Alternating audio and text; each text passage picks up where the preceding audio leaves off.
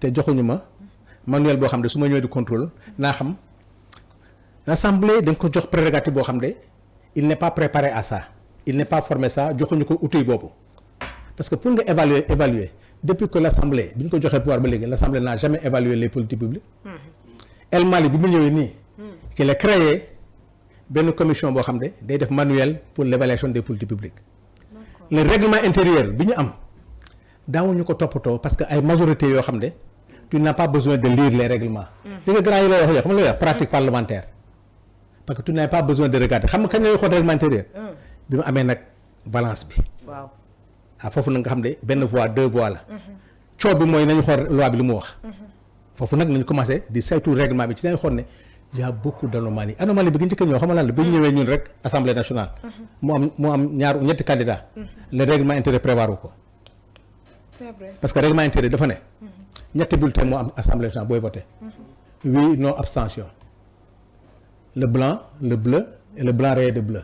oui non abstention boo amee ñaari candidat kon looy def ñu leen da ngay ut couleur ñu leen non le règlement ne le prévoit pas non da ngay bind ci ay tur ñu leen non le règlement ne le prévoit pas te lu règlement prévoirul mooy Ousmane Sonko war a ñëw ñu leen la non le règlement intérieur prévoiru ko parce que c'est une loi organique ça veut dire que règlement bi mu nekkoon pour parti unique la woon benn candidat la mooy candidat pouvoir bi bu ñëwee rek kan moo d'accord kan mooy abstenu mu jeex mais bi ñu amee nag ñetti candidat nga xam ne léegi ça peut balancer foofu nag xamatuñu boo nee couleur ñu ne déedéet assemblée ñetti couleur la wax boo nee bind ñu ne non assemblée waxu ko on était bloqué il a fallu que ñëw la def forcing loolu nag moo am ba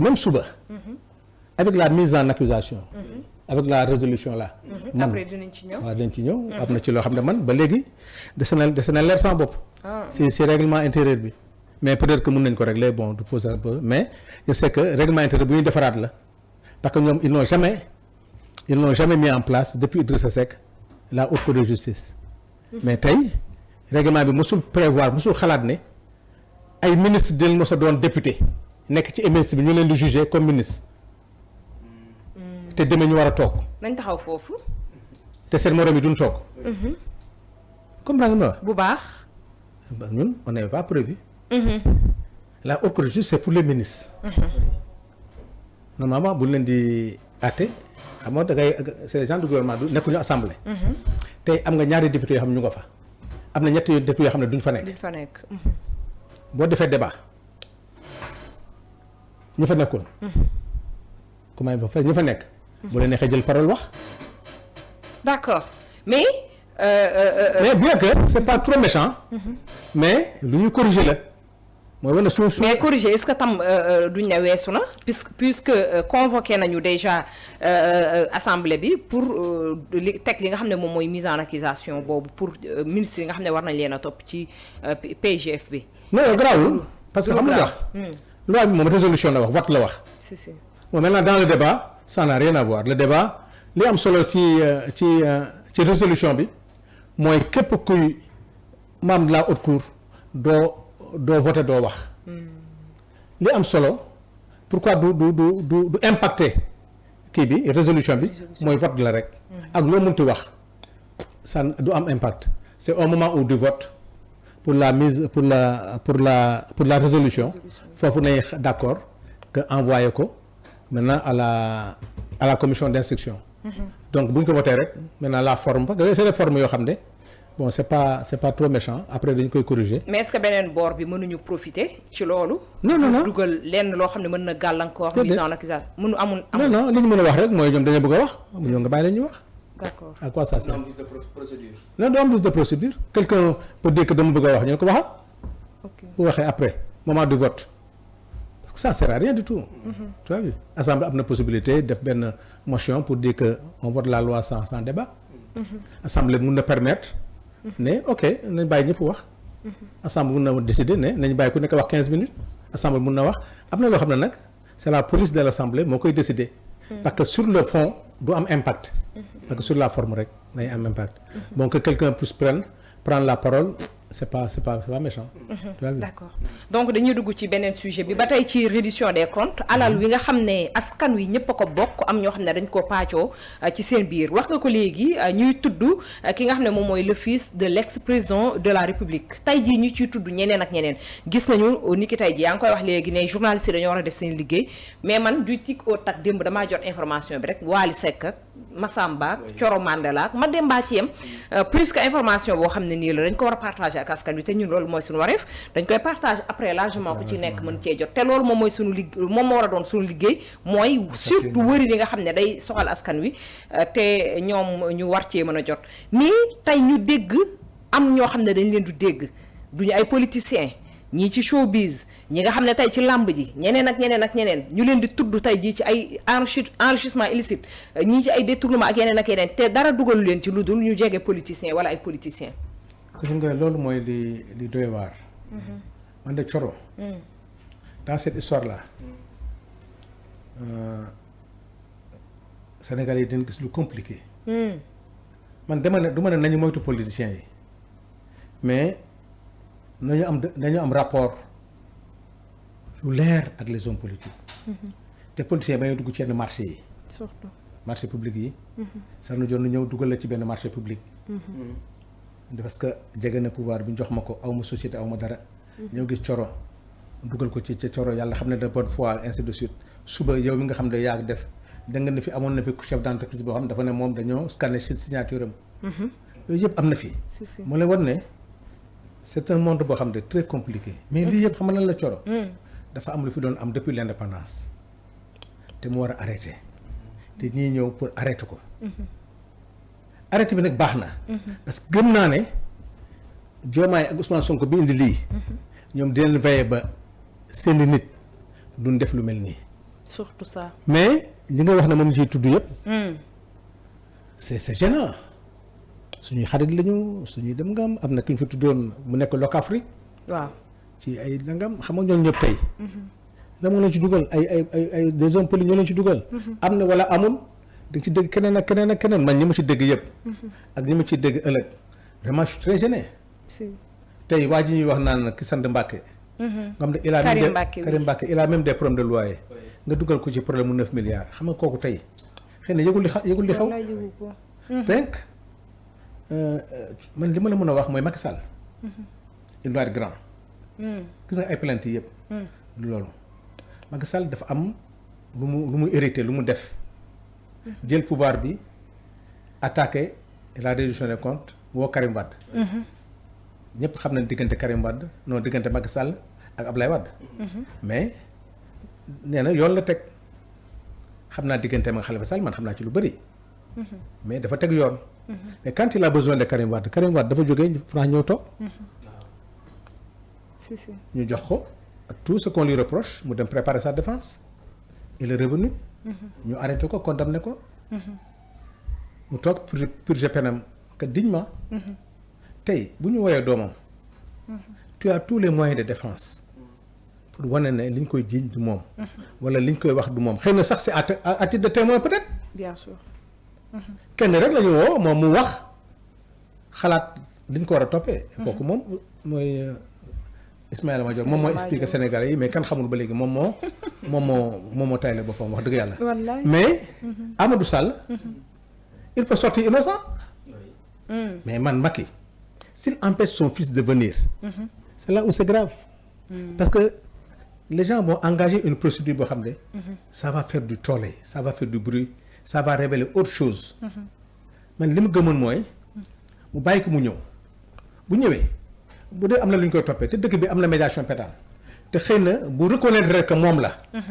te mu war ko delloo mu organiser ko pour delloo. bu dee loo xam ne nag def ko avec ses avocats il va se défendre. mais tey dire à son fils de ne pas venir ñu lancer ay mandat d'arrêt international. est-ce que moom moo wax doom ji ne ko bul ñëw. non parce que doom ji il est majeur aussi. waaw d'accord mais. lu mu dugg moo ko ci dugal. d'accord parce que mooy président de la République. li mu am. dem nañu bay wax ne sax moo ko am na terrain boo xam ne moom moo ko mayoon. waaw mais xam nga tey. su amee avantage bi yow amoo ko parce que li muy doomu président moo tax am ko. mais du mérite bu mu la ëpp. bu mu ëpp tey s'il a bénéficié de tout ça quand les gens de Farba Ngom disent que Macky Sall def leen seetaan. parce que moom moo amoon ay avantages ci Macky Sall. donc xam nga nit ñi moom Amadou Sall lu mu am rek papa ji moo tax mu am ko. parce que keneen mënu ko am. bu nekkee milliardaire bu ñu koy tudd ci ay problème nag c'est son père qui pouvait tout faire pour mën ko dugal sur les affaires de l'État. président de la République sa doom mën nga ko dimbali te sax du laal quand même les biens de l'État. mais nag ñun suñu forme de gestion yi moo tax gëm naa ne ku mel ni Diomaye ku mel ni Ousmane Sonko dina éviter li daloon Ablaye Wade ci Karim dal Macky Sall ci Mansour Faye ak keneen mu bañ leen dal. surtout que seen doomi Macky Sall n'a pas retenu les leçons du passé parce que tamit bu gisee ka Ablaye Wade xëy na war na mën a épargner sa famille de la gestion du pouvoir. Macky Sall n'a rien tiré de sa gestion. mais Macky Sall gis nga lu def Khalifa Sall. gis nga lu def Karim Wade.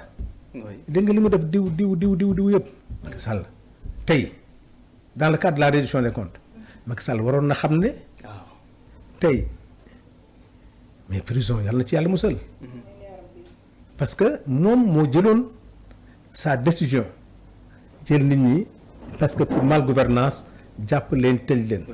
jël Khalifa Sall tudde ko xaw ma ay dugub yàq loo xam ne dootul denc dara. Karim Wade nga ne def nangam def ko exilé ko. mais tey yow nga jël pouvoir. yàlla may la tout ce pouvoir may la doole boobu tey. tu as tous les moyens un chef d'État moom wax dëgg yàlla am na loo xam ne ci man li ma gën a metti rek en tant que parlementaire.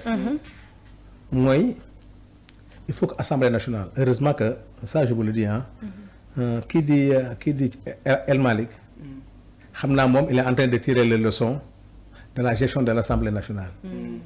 ils sont en train de tout réformer les marchés tey bu ñu la waxoon ne leen tey personnel assemblée amuñu sax statut da nga naan fay nu mu la neexee rek. ah bon waaye le personnel te pourtant c'est de braves personnes. tey bu ñu la wax ne day am na xaas boobu gestion bi demul woon noonu ce qui est la commission des finances astafurlah la commission de comptabilité. ne s'est jamais réunie. tey su ma demee di contrôler état bi te mënu ma contrôler sama budget mooy lan. aucun député ne peut te dire que c'est comme ça que ça se passe le budget de l'Assemblée. lu dul fayee ko sa salaire. say avantage dem sa yoon. mais le budget de l'Assemblée aujourd'hui est en train d'être contrôlé. El Malick xëy na xam na ne suba tey def na benn commission des marchés. lépp luy génn Assemblée te pourtant Assemblée on n'est pas obligé de le faire parce que on a une gestion autonome. tey bu defee loolu. day raxasal boppam pour ëllëg si biir marché bu fi génn ñu xamoon ne appel d'offre la. nii la demee nii la am na demee. salaire bu ñuy fay. dafa am traçabilité au niveau des banques. xam nga kooku tey il est en train de tirer les leçons de la gestion passée.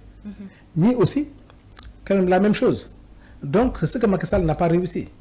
tey da ngay dégg Mansour Faye suba nga dégg et puis danger bi ay famille nga doon wax.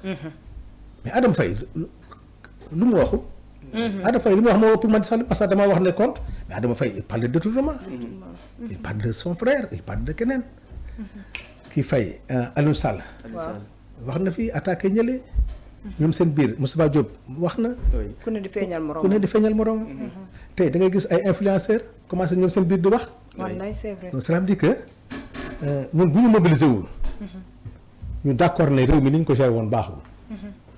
bëgg a jàpp ay formes. Sanu il a dit que effectivement Macky Sall le compte là Macky Sall moo ko créé. waaw après yéen vérifier leen compte bi est-ce que loolu par rapport ak ces milliards de francs yoo xam ne nit ñi avoué nañ ko nit ñaa ngi négocier.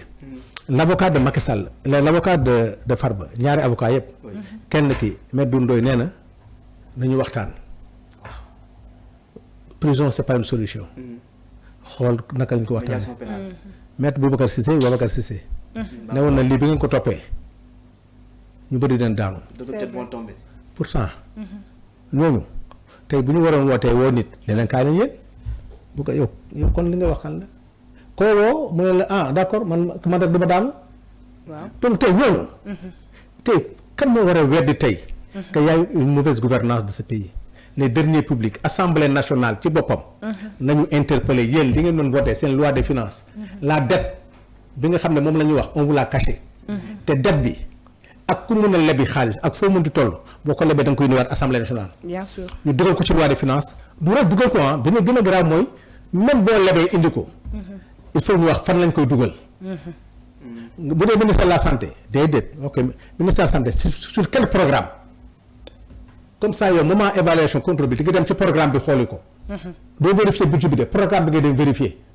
est-ce que 100 millions yi ñuy wax ci programme santé oculaire est-ce que mu nga fa est-ce que ça a été exécuté non à combien à 70%. Pourquoi xëy na les recettes n'ont pas suivi non finalement dañ ko changé def ko tel programme à qui vous l'a autorisé dañ ko xool quel est l'arrêté ministériel qui l'a changé ñu xool ko vérifier ko gis nga loolu yëpp liggéeyu assemblée nationale la woon mais nag danger bi moo doon tu avais une assemblée qui ne contrôlait pas son gouvernement xëy na boo ko defee tey coro sénégalais moo war a nangu contrôle xamul tax tey bu ñu la woon fii yow da nga fi teg nit kuy génn nañu xool saagam c'est personnel ñoo lay njëkk a mere wooyu wóoluwuñu c'est vrai alors déedéet parce que tu veux les protéger waaw surtout ça prévention parce que sanu bu fi liggéey jiin sa xarit sanu bu fi liggéeyee tous les jours bés mën na ñëw mu fekk fi benn portable benn xaalis rek jël ko dem